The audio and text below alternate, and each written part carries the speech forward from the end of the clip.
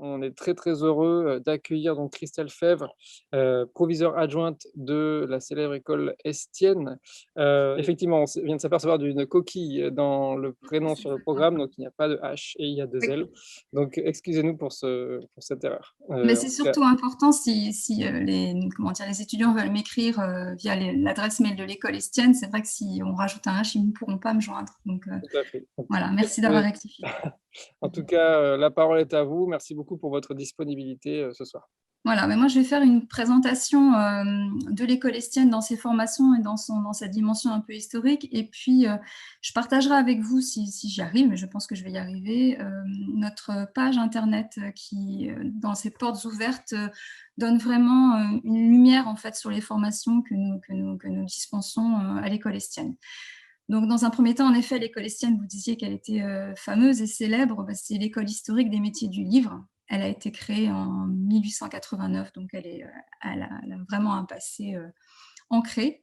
Elle est située dans le 13e arrondissement de Paris. C'est une école publique, l'École supérieure des arts et des industries graphiques, qui offre à ses étudiants, un environnement, de grande qualité et un enseignement d'excellence. Elle était dédiée à l'origine à l'imprimerie. D'ailleurs, on a des laboratoires d'exploration graphique, qui tiennent, avec les lettres, et la typographie de Gutenberg, donc vraiment des choses très, très anciennes. On a une bibliothèque patrimoniale. Mais l'école Estienne a vraiment évolué et elle est devenue l'école du design graphique et du numérique, de la communication, de l'animation et des arts du livre. Donc on est dépositaire en effet de la mémoire des métiers du livre, mais on œuvre aussi pour la préservation des savoir-faire, sans pour autant oublier de se placer sur le créneau de la modernité et des nouvelles technologies telles que je vais vous les présenter, dans quelques minutes.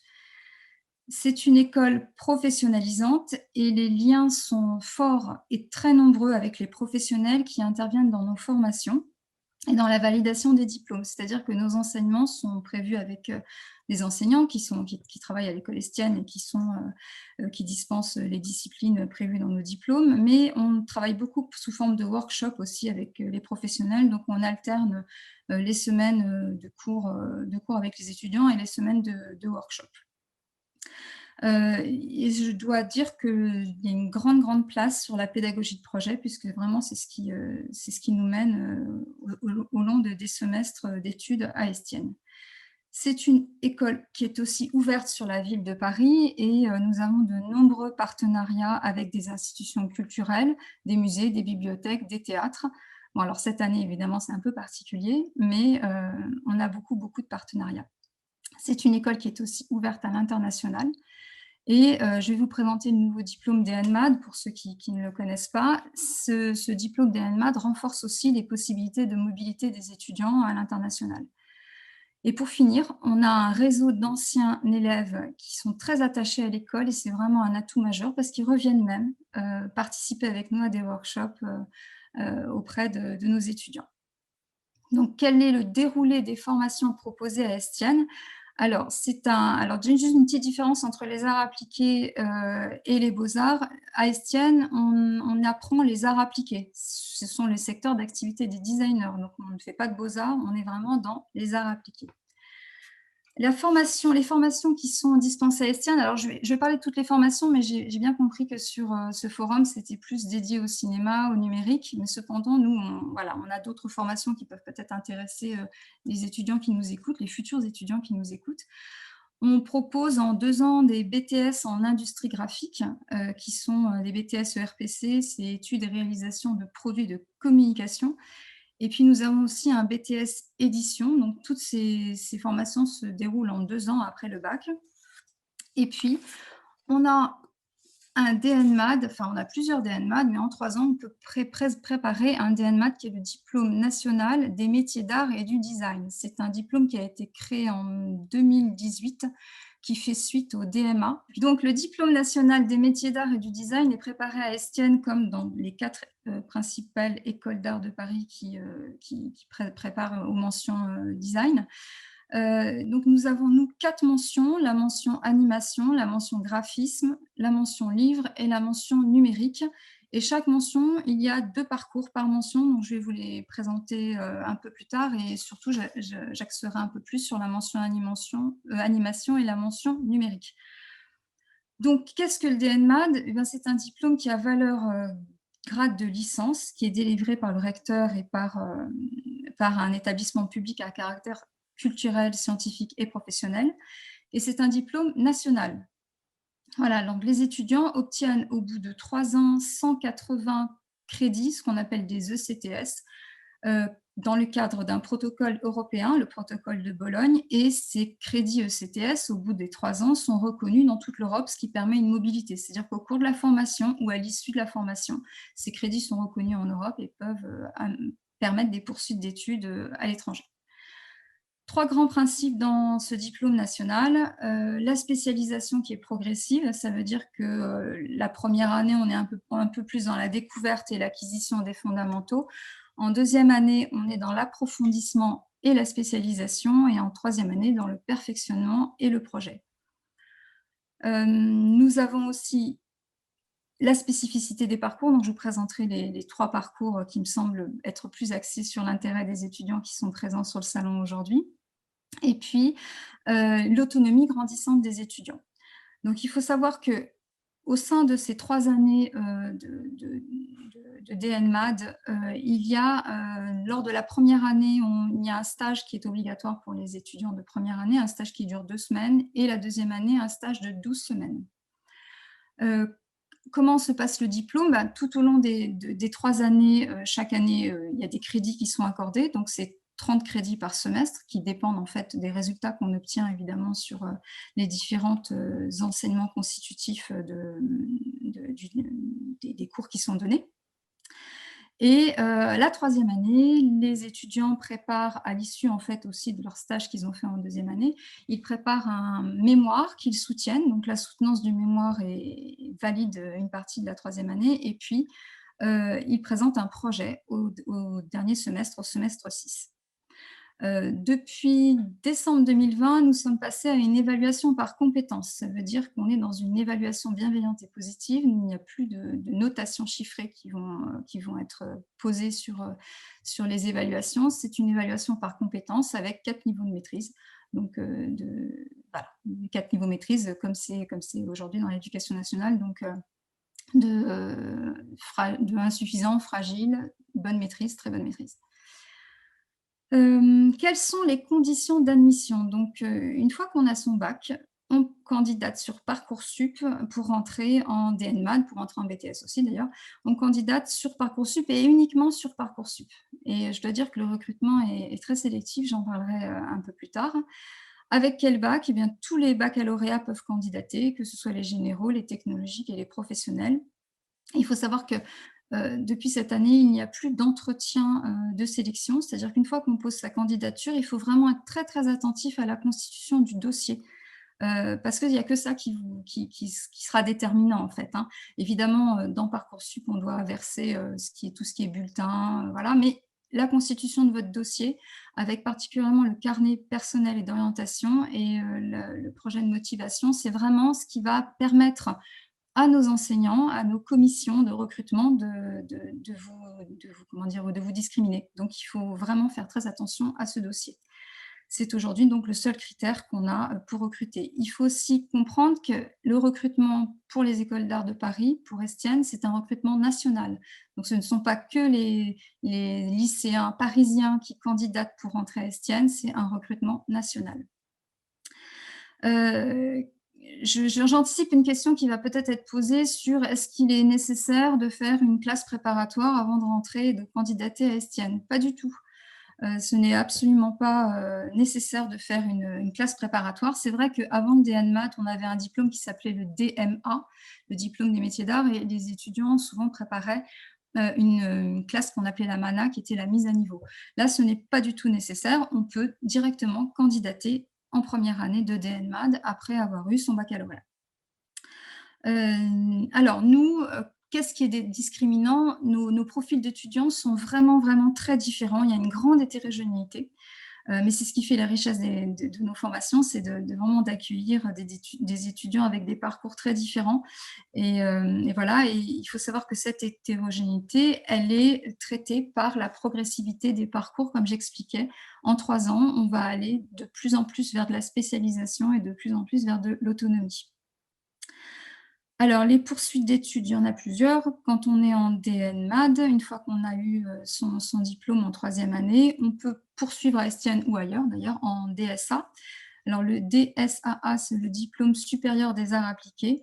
Il se prépare en 2 ans et il a une équivalence une équivalence de Master 2. Donc, nous, on en propose 4 à Estienne. On peut aussi après aller vers un master design de l'université ou de l'École nationale supérieure de Paris-Saclay. On peut aller vers, une fois qu'on a obtenu son DNMAD, vers les écoles du ministère de la Culture, les Arts Déco, les Beaux-Arts, vers toutes les écoles étrangères comme la Condre, Saint-Luc. Et puis, pour ceux qui prépareraient un BTS, donc il n'y a plus le BTS design graphique n'existe plus, hein, c'est aujourd'hui, nous, on a le BTS RPC et le BTS édition. Eh bien, une fois qu'on a eu son BTS, on peut aller vers une licence professionnelle pour les BTS et nous en proposons aussi. Que vous dire d'autre? Quelques chiffres. Donc l'école, nous, à notre école à Estienne, on a 700 étudiants, à peu près 110 professeurs et beaucoup d'intervenants qui viennent travailler avec nos étudiants par workshop. Alors on a beaucoup d'étudiants, cependant, donc vous avez bien compris, il y a 2 ans de BTS et en BTS, on a 3 classes en ERPC par année et 1 classe en édition. Et après, sur nos formations, nos parcours, les parcours vont de 9 à 12 étudiants par parcours. Donc, dans une mention, il peut y avoir plusieurs parcours, mais vous voyez que nos classes sont vraiment très allégées. Il n'y a pas beaucoup d'étudiants au sein de nos formations. Le montant de la scolarité, c'est une école publique, donc c'est gratuit. On demande juste une petite participation de 20 à 50 € pour pouvoir faire vivre le foyer de l'école Estienne. Donc voilà, les dates d'inscription, écoutez, c'est Parcoursup, hein, ça suit pour les premières années en DNMAT, ça suit le calendrier de Parcoursup. Donc je sais que là, les lycéens sont en plein dedans. La fin, je crois, c'est le 8 avril. Donc je suis allée regarder. On a, donc, comme je vous disais, c'est très sélectif pour entrer à Estienne. Donc on peut avoir pour 24 places, on peut avoir jusqu'à 2500 candidatures pour 24 places. Donc le taux de pression est assez important. D'où l'intérêt de bien soigner son dossier de candidature. Voilà, nos portes ouvertes. Alors, cette année, on n'a pas pu accueillir en présentiel les lycéens, mais on a fait des portes ouvertes virtuelles qui sont très bien faites. Nos étudiants ont beaucoup travaillé pour rendre lisible ce qu'on y apprend. Et vous allez même pouvoir accéder à des replays. Ça veut dire qu'on a fait par mention, on a fait des tables rondes qui ont été filmées avec des professeurs et des étudiants qui parlent de ce qu'on apprend à Estienne et quels sont les critères de sélection. Donc, qui sont très bien faites et qui sont accessibles en replay. Et elles sont accessibles en replay jusqu'au mois de juin-juillet. Enfin, vraiment, on va laisser ça très longtemps.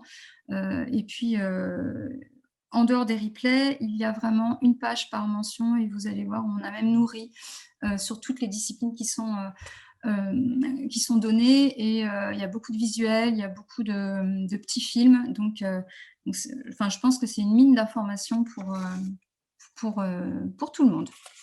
Voilà. Alors, sur les mentions, je vais essayer d'axer sur les mentions qui peuvent intéresser les auditeurs. Donc, on a la mention animation. Donc, dans la mention animation, on a 2 parcours. On a le cinéma d'animation 3D, donc qui prépare au métier de l'animation, travaux de conception, recherche et réalisation, ils sont étroitement associés.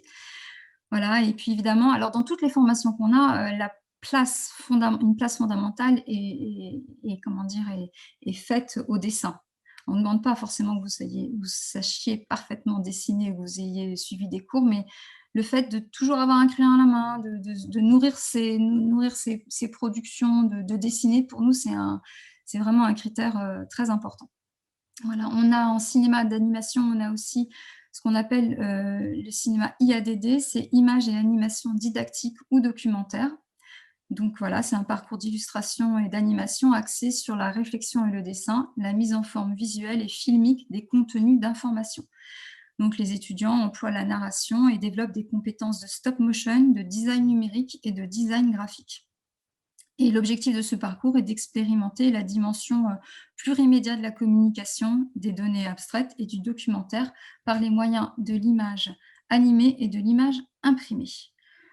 Donc la mention animation, je vous l'ai présentée. La mention livre, alors là, on est plus vers des métiers d'art, donc je pense que ça ne répond pas tellement aux intérêts des personnes qui nous écoutent, mais voilà, dans les métiers d'art, on a la reliure, la création et le patrimoine. On a une mention dans la mention livre qui est image et narration, donc ça, c'est plutôt pour les futurs illustrateurs. Donc c'est un parcours image et narration qui s'appuie sur l'apprentissage de l'illustration dans la diversité et ses formes et ses supports. On a un autre métier d'art qui est le livre et création éditoriale, l'objet livre. Donc ça, c'est plus aussi quelque chose qui est de l'ordre des métiers d'art. Et puis, encore dans les métiers d'art, on a les graveurs, le parcours gravure. Donc là, je pense que ça ne répond pas tellement aux intérêts de ceux qui nous écoutent. On a ensuite, donc mention animation, j'en ai parlé, mention livre, je viens d'en parler. La mention numérique.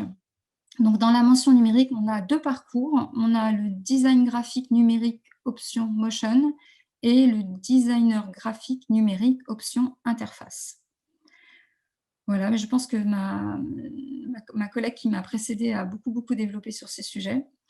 Et puis, on a après une dernière mention qui s'appelle la mention graphisme, où là, on va être plus sur le designer graphique et les designs de marque de communication. Voilà pour la présentation rapide de l'école Estienne, mais je suis ravie de pouvoir répondre à plein de questions si vous en avez. Très bien, merci beaucoup, Christelle, pour cette présentation. Mhm. Oui, effectivement, dans Atumo, donc il y a, effectivement, on a un accent sur tout ce qui est numérique, puisqu'on fait de la création numérique, mais c'est vrai qu'il y a en dessin, c'est orienté illustration, caractère design et illustration, et il y a le design graphique également qui intéresse pas mal de jeunes. Je reconnais pas mal de jeunes dans ceux qui sont présents actuellement, qui nous écoutent, qui sont très intéressés par le dessin notamment. Et D'accord. donc voilà, il y a une première question de Oumou Diallo sur les alternances. Est-ce qu'on peut faire de l'alternance quand on est en DN-MAD? Pas du tout. Non, non, non, pas du tout. Il n'y a pas d'alternance possible. On a, voilà, enfin, les cours sont dispensés de septembre à juillet. Il n'y a pas d'alternance possible. Après, il y a des stages, mais des stages qui sont non rémunérés. Et le stage de 2e année dure quand même 12 semaines. Donc, il se passe en entreprise, mais vous êtes toujours scolarisé et il n'y a pas de, voilà, vous êtes plus présent à l'école, mais il n'y a pas d'alternance qui sont possibles. Les notes sont importantes pour un DN-MAD. Alors, comme je vous disais, c'est les notes, c'est-à-dire les évaluations chiffrées. Je pense que c'est est-ce que, qu'est-ce qui compte dans le dossier scolaire au moment où on Ah oui, candidate oui, après le oui, bac? bien Je pense que sûr. c'est ça Ouais, la alors ouais, du coup, question. comme c'est très discriminant, c'est vrai que je ne vais pas vous mentir, on regarde aussi les bulletins et c'est un critère de sélection. Le bulletin, les appréciations, l'avis du chef d'établissement. Alors oui, d'ailleurs, quand vous allez sur Parcoursup, on a rempli ce qu'on appelle, quand vous cliquez sur la formation qui vous intéresse, il y a un rapport public et il y a les critères de sélection. Donc tout ça, c'est expliqué dans le rapport public et dans les critères de sélection. On parle de la place, justement, du rang dans la classe, des notes, voilà. Très bien. Donc Apolline demande, donc je relis les questions pour tout le monde, hein, parce que Oui, oui, tous je les les vois en même temps. participants ne peuvent pas forcément voir les questions. Ok. Donc, alors, oui, elle demande donc l'adresse mail pour rejoindre l'école Estienne. Donc, dans un premier temps, je remets le lien vers Oui. le site. Je ne sais pas ensuite si… En général, c'est moi qui reçois, qui suis destinataire de toutes les questions qui passent par le site. Donc, j'y réponds. Effectivement, donc il y a un formulaire contact, hein, donc Ouais. cliquez sur Mm. le bouton contact en haut à droite du site et vous trouverez tout ça. Alors oui, peut-être des précisions sur les intervenants ou les enseignants. Est-ce que ce sont des enseignants vraiment qui ne font que ça, ou est-ce qu'il y a également des intervenants professionnels qui alternent entre l'enseignement et leur activité? Alors, les deux. Nos enseignants ont des pratiques personnelles, ont des ateliers, sont des artistes aussi, pas tous, mais beaucoup. ont un pied dans le monde professionnel et on travaille et du coup, il y a un réseau énorme, en fait, à Estienne. Donc tous nos professeurs, connaissent des professionnels, que ce soit, des dessinateurs de BD, que ce soit, des personnes qui sont implantées dans le monde, de l'animation. Donc et certains nos enseignants ont aussi des ateliers et ont des pratiques professionnelles et les personnes qu'on fait venir sont vraiment ancrées dans le monde professionnel, donc les 2. Alors, est-ce qu'il y a d'autres parcours possibles en alternance, donc pour faire du design graphique en dehors du DNMAD, puisqu'il n'y a plus ce BTS, même si forcément le BTS n'est pas en alternance non plus, il n'était pas en alternance. Ouais. Bah, alors là, franchement, enfin nous, on n'en propose pas, hein. Donc nous, on est dans le cadre d'un diplôme national qui s'appelle le DNMAD. Il n'y a pas d'alternance et on ne propose pas de parcours, autre que ça. Et alors pour répondre à cette question là, franchement, j'en sais rien. Oui, bah, c'est vrai qu'on a eu d'autres moments avec des spécialistes plus, on va dire, généralistes, sur ces questions-là. En tout cas, on peut peut-être réorienter vers le CIO Mediacom, donc quelqu'un qui était là tout à l'heure et qui peut enfin des conseillers d'orientation, voilà, spécialistes de ces questions. Donc Apolline demande donc si on doit commencer par le BTS ou le DNMAD ou si nous voulons faire les 2. Est-ce qu'il y a une hiérarchie entre les 2? Est-ce qu'on peut faire les 2? Est-ce que ça a du sens? Alors non, ça a pas de sens. En fait, ça a pas du tout la même, valeur, de diplôme. Le BTS se prépare en 2 ans. À l'issue d'un BTS, on n'a pas assez de crédits pour réintégrer après enfin, on peut pas à l'issue d'un BTS aujourd'hui aller vers un diplôme supérieur des arts appliqués qui est la suite logique du DNMAD. Donc soit on fait un BTS et il y a plus de BTS design graphique. À Estienne, il n'y en a plus. Donc, soit on fait un BTS, et dans ce cas-là, la logique veut qu'on aille plus vers une licence professionnelle. Mais nos BTS que l'on propose à Estienne, c'est plus en lien avec c'est en lien avec les industries graphiques. Soit on fait un DNMAD. Alors une question sur l'animation 3D, le cursus animation 3D, est-ce que les diplômés trouvent facilement du travail à l'issue de leur parcours à Estienne? Ah oui, alors tiens, alors justement, j'ai oublié de dire quelque chose de très important. On est dans la première année de diplômé, c'est-à-dire que ça a commencé en 2018, la création du DNMAT 2018. Donc là, on est sur la première année où on va avoir des étudiants qui vont être diplômés. Mais donc, je ne peux pas aujourd'hui répondre par rapport au diplôme DNMAT d'animation 3D, est-ce qu'ils trouvent facilement du travail, mais je sais que voilà, c'est quand même très pointu les formations que l'on fait. Donc oui, enfin je pense que oui, il y a une forte employabilité à l'issue de ce diplôme DNMAT. Mais il faut savoir que la plupart des étudiants, là on parle de poursuite d'études en ce moment, la plupart des étudiants qui sont chez nous en DNMAD ne veulent pas s'arrêter là, veulent aller après vers d'autres écoles ou poursuivre en DSA. Donc veulent se diversifier ou se spécialiser encore un peu plus. D'accord, oui, donc effectivement, c'est intéressant aussi d'avoir cette idée que, ce sont des passages, on fait pas forcément toute sa scolarité en quelque sorte dans la même école, on va dans différents établissements. Et d'ailleurs, c'est pour ça que le fait que ce soit un diplôme qui soit sous protocole de Bologne avec des crédits en fait qui sont reconnus de façon européenne permet cette mobilité. Alors justement, pour rebondir sur le protocole de Bologne, est-ce qu'il y a une dimension internationale peut-être, qui est favorisée, facilitée? Oui, on a, bon alors là, on est dans une année très particulière, hein, mais nous on reçoit des Erasmus, c'est-à-dire des étudiants qui viennent, voilà, qui viennent faire un semestre à Estienne, et le contraire est aussi possible, c'est-à-dire qu'un étudiant en début de 3e année peut aller faire un semestre, une poursuite d'études dans les pays étrangers, si c'est la question qui est posée, c'est tout à fait possible. Donc les suites possibles au DNMAT, donc le DSA et puis je suppose que voilà, il y a Le DSA, un master. On a, nous, des étudiants qui font un master au CNAM. Après, il y a toutes les écoles étrangères hein, qui peuvent être possibles. Donc oui, il y a le master, il y a le DSA. Voilà. Une question qui revient également souvent, c'est la question du logement. Est-ce qu'il y a, un accompagnement particulier pour, trouver des logements? Alors là, on est plutôt sur effectivement des un public qui est quand même en Île-de-France, mais est-ce qu'éventuellement il y a des aides, de ce point de vue-là? Alors, il y a des étudiants qui sont boursiers chez nous, il y a un accompagnement avec le Crous. Après, voilà, tout se fait en lien. On a un CPE qui est très, très, impliqué, donc qui aide les étudiants à chercher des solutions. On est en lien aussi avec la ville de Paris, mais bon après, enfin chez nous par exemple, il y a pas de logement possible, il y a pas de logement étudiant à Estienne.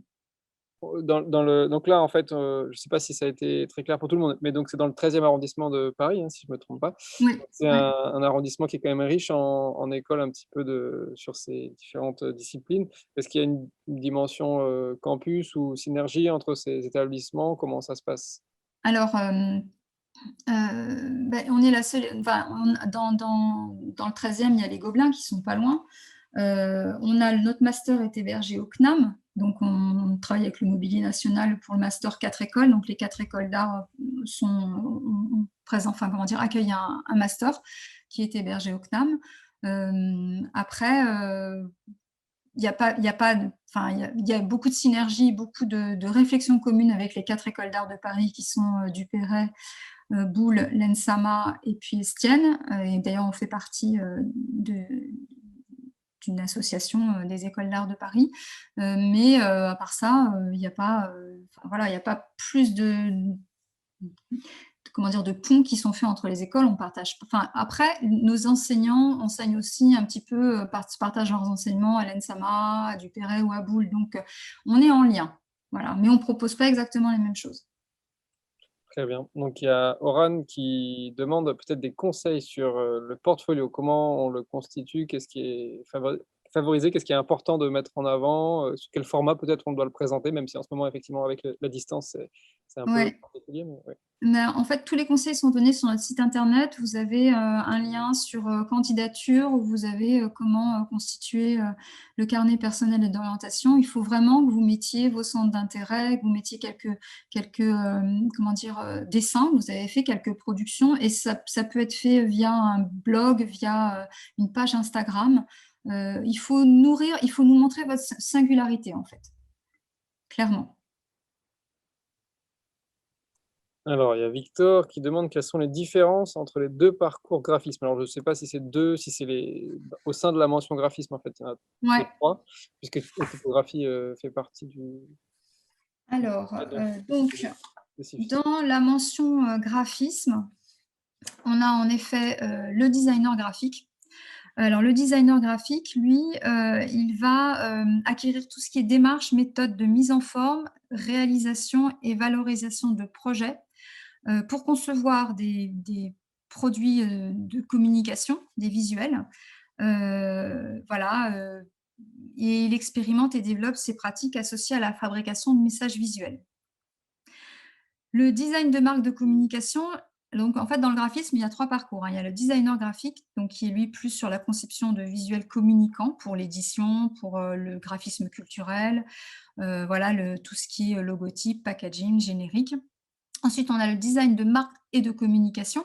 Alors lui, ce parcours-là, ça expérimente plus l'image comme un langage dans le cadre de consignes précises. C'est-à-dire qu'à partir d'une commande, on va travailler par exemple, l'idée c'est, une société fait appel, à des études à un designer de marque de communication pour une campagne, eh bien ça va être de répondre à cette commande.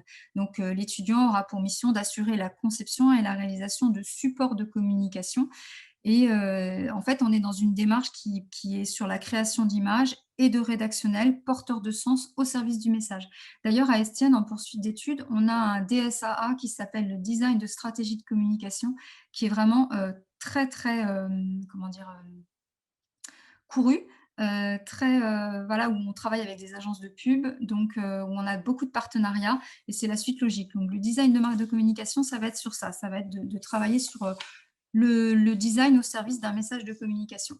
Et puis enfin, on a un autre parcours de graphiste qui est le designer typographe. Donc là, on va être plus sur l'exploration et l'appropriation des champs traditionnels et actuels de la culture, les savoir-faire pratiques du designer typographique, où là, on va travailler plus sur le signe typographique dans comment dire, le cadre d'un projet d'expérimentation ou de commande, on va développer des compétences pour la conception de caractères typographiques qui vont avoir un impact. Donc, on travaille sur la déclinaison de police, de calligraphie, l'écriture, la gestion de la page, le texte, tout ça dans l'optique de mettre en valeur un message. Mais là, on est plus vraiment la calligraphie. Donc Guillemette demande à quel moment s'effectue le choix de la mention quand on arrive au DNMAD. Eh ben, dès qu'on s'inscrit, hein, c'est-à-dire qu'en fait, là, quand vous allez candidater sur une mention et un parcours. Par exemple, si je suis lycéen, je veux aller vers la mention cinéma, sur Parcoursup, on me propose le parcours 3D, cinéma 3D, ou le parcours IADD, c'est-à-dire images didactiques et documentaires. Images animées, didactiques et documentaires. Donc, c'est immédiatement. Si par exemple, au bout d'un an de spécialisation, enfin c'est très à la marge parce que nos étudiants, en fait, ils savent très très vite ce qu'ils veulent. Donc ils s'inscrivent déjà en sachant ce qu'ils veulent. Mais si par exemple, au bout d'un an, ça nous est arrivé cette année dans la mention métier d'art, parce que malgré tout, il y a des cours en commun et il y a des ponts possibles. Si on est dans un parcours et qu'on se rend compte que finalement c'est l'autre parcours qu'on aurait pu choisir, à partir du moment où on est dans la même mention et qu'on a une place disponible, on peut, en cours de scolarité, mais c'est très très à la marge, aller changer de parcours. Mais c'est vraiment très à la marge, ça dépend des places disponibles et ça doit être dans la même mention surtout. On ne peut pas passer de la mention cinéma d'animation à la mention livre. Voilà, ça c'est pas possible, la mention graphisme. Très bien. Il y a Apolline qui demande des précisions sur le BTS édition. Ouais. Donc quelles sont les compétences enseignées en particulier? Donc, Alors, c'est là que je regrette de ne pas avoir un professeur avec moi. Le BTS édition, alors attendez, j'avais préparé un petit topo. Après, sur notre site, vous avez vraiment tout, hein. Ce que je sais, c'est qu'au niveau de la sélection sur dossier, on est très, très attentif au niveau de langage, enfin, maîtrise linguistique, parce que c'est un diplôme qui va vraiment faire appel à des compétences rédactionnelles et des compétences orthographiques. Alors, le BTS édition, donc, quand on est dans ce BTS, on doit avoir des capacités d'organisation, de coordination et en fait, voilà, parce qu'en fait, l'étudiant va travailler sur la fabrication de supports d'information et il fait le lien en fait entre les services éditoriaux et la fabrication même des livres. Donc, il doit avoir des capacités d'analyse et des capacités. Le français est très très important. Parce qu'il y a un cahier des charges à respecter et quand on est quand on travaille dans l'édition, il faut absolument avoir ces compétences-là. Je ne sais pas si je réponds. si, je pense. Je ne sais pas si Apolline veut prendre le micro, il n'y a aucun problème. Mais sinon, je pense que effectivement, donc sur le site, hein, il suffit d'aller cliquer sur formation, les formations initiales, le BTS édition, et ensuite, effectivement, dans l'organisation, on a un détail hein, des enseignements professionnels et pratiques qui sont dispensés, presque avec voilà, le nombre d'heures chaque année, par semaine, etc. Donc, c'est très, très détaillé. Il n'y a pas de spécialité bac à privilégier. Je suis en train de regarder. En fait, tous les bacs sont possibles pour accéder à nos formations. Donc, il y avait une question. Alors, ça rejoignait un petit peu la question des échanges. Est-ce qu'il y a éventuellement des partenariats pour des échanges au-delà de l'Union européenne, enfin, ou du programme Erasmus qui va un peu au-delà de l'Union européenne, mais qui reste quand même sur l'Europe? Est-ce qu'il y a des... Là, c'est un petit peu. Alors, moi, je précise juste que je viens d'arriver dans l'école. Je suis arrivée cette année et c'est une année un petit peu.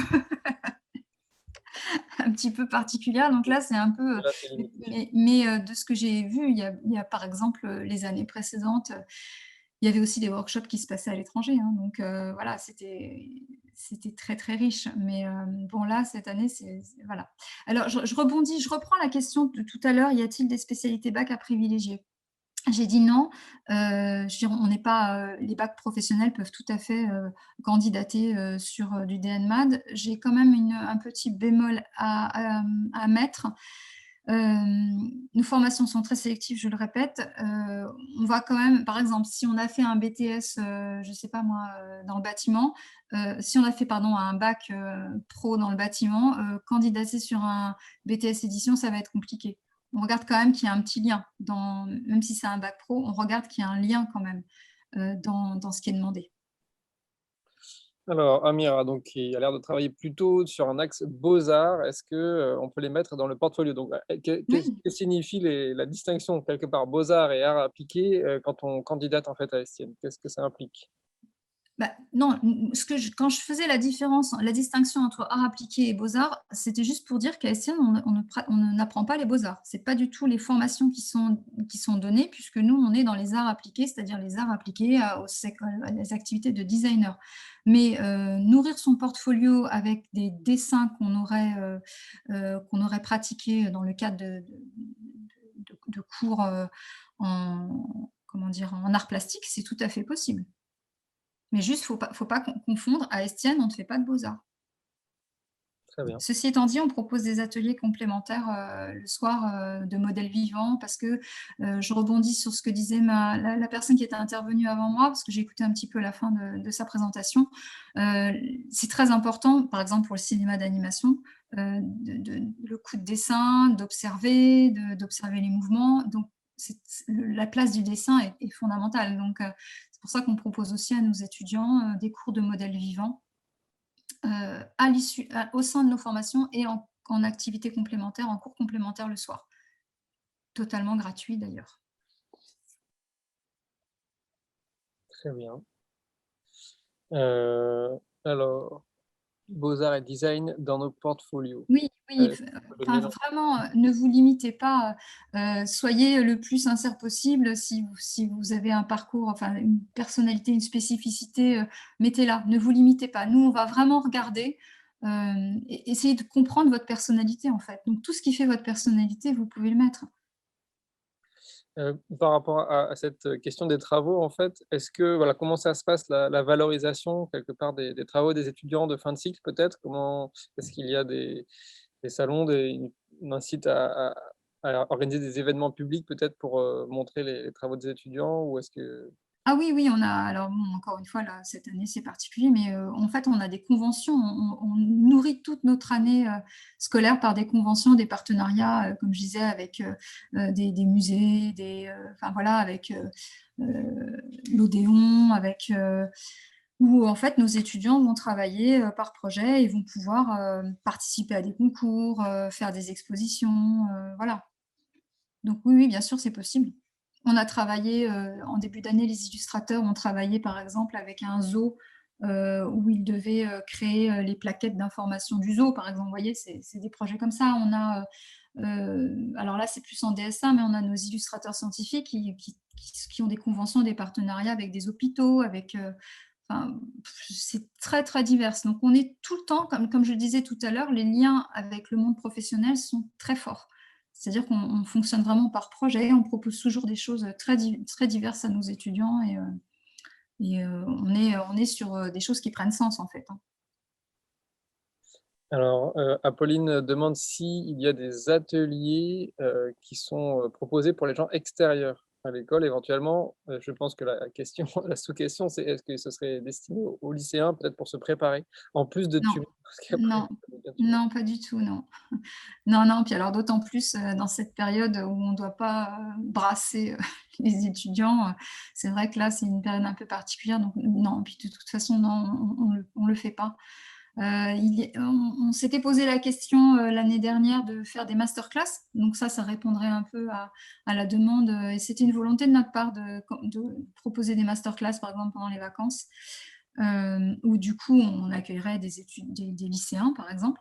Mais c'est vrai que le Covid nous a un peu arrêtés, mais peut-être, l'année prochaine.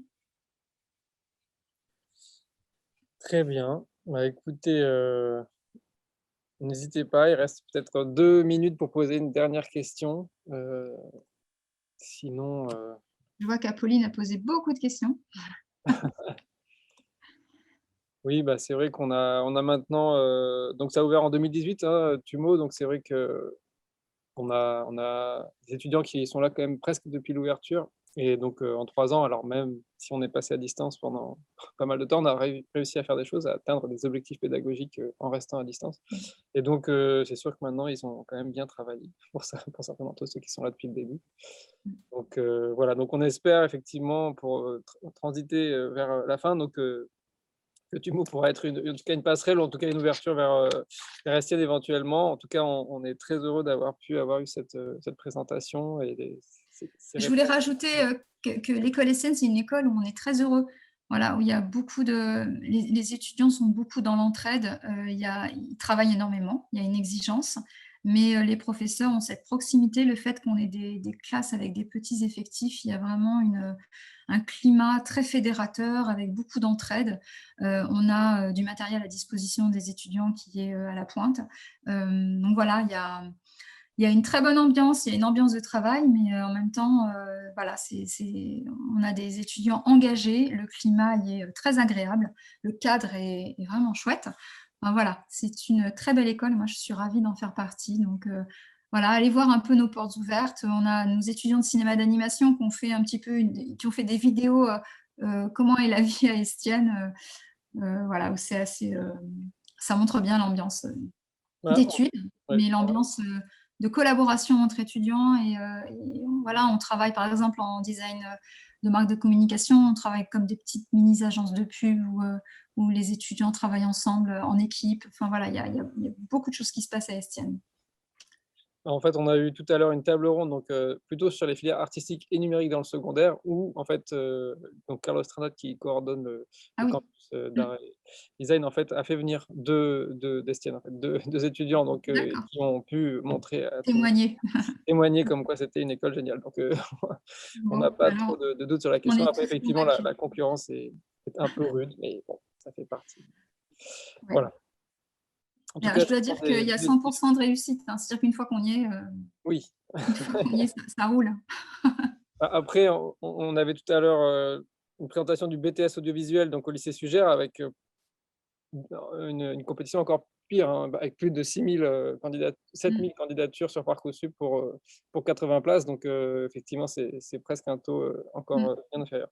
Donc Mmh. en tout cas, c'est des métiers très enthousiasmants et des métiers Mmh. difficiles, donc voilà, on s'y prépare, le plus tôt Mais possible. des métiers, porteurs d'avenir, hein, parce que le numérique, voilà, enfin, c'est vraiment l'avenir. Donc voilà. Bah, merci de m'avoir reçue. Merci à vous pour votre disponibilité, pour tous ces éclairages. Merci à toute l'équipe, des régisseurs du forum qui nous ont permis, de réaliser ce week-end. Merci à tous les spectateurs d'être restés, notamment Victor, et Anaïs qui sont restés presque tout le week-end entier. Donc je ne sais pas comment ils vont Voilà. pouvoir faire leur choix maintenant dans toutes ces écoles.